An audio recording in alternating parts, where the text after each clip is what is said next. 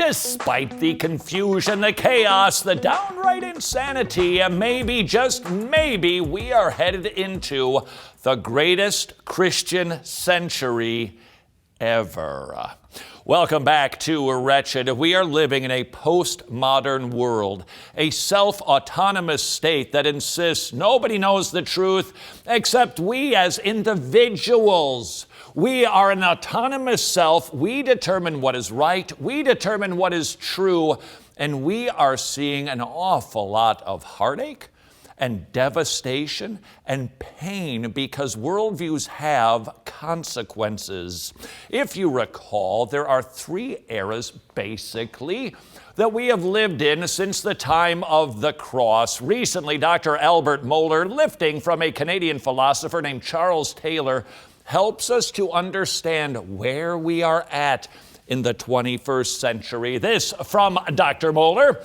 In the first, associated with the pre-modern age of antiquity and the medieval synthesis, this is the pre-modern era, it was impossible not to believe. There was simply no intellectual alternative to theism in the West. There was no alternative set of explanations for the world and its operations or for moral order. In the pre-modern era, from zero to about the 15th century, we knew that God existed. He has to. Look at all the organized stuff. Clearly there's a creator because there's a creation. Science, better or worse, hadn't raised up quite yet until about the 15th century to offer an alternative explanation. Charles Darwin, in the middle of the 19th century, gave us evolution so that the atheist could be an intellectually satisfied atheist. Is evolution accurate? Of course it's not, but it gives permission to the atheist to say, no God. And that is the modern era.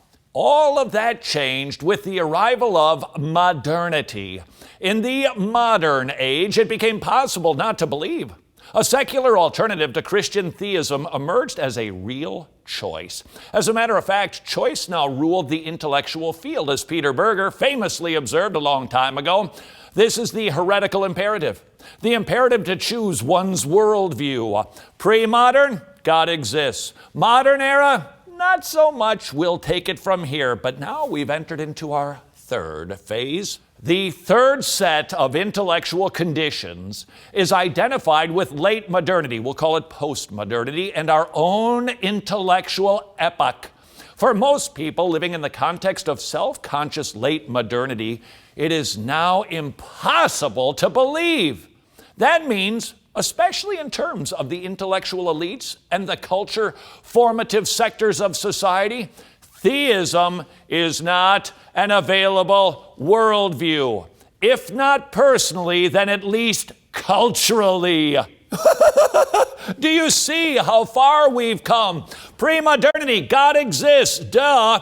Post-modernity, don't you dare believe in God. That's preposterous. And we're now living in an anti-God, anti-Christian society. And the results are going to be devastating.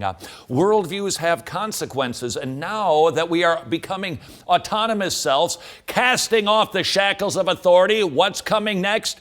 Chaos. So we are going to move from submitting to kings and the church, submitting to men in parliamentary and democratic congressional systems.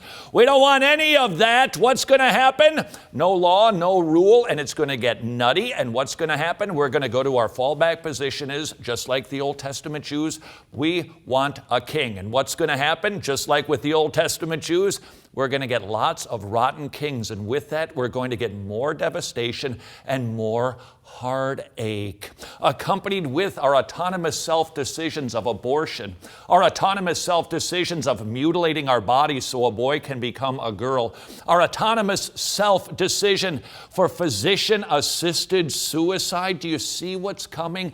Chaos, pain, and heartache. And that is why we must not shrink back at this time. Instead, we enter in boldly, even if we get fed to the lions, to bring hope and salvation to a world that is devastating itself. We need to be preaching the gospel, and if we will, this could be the greatest Christian century ever.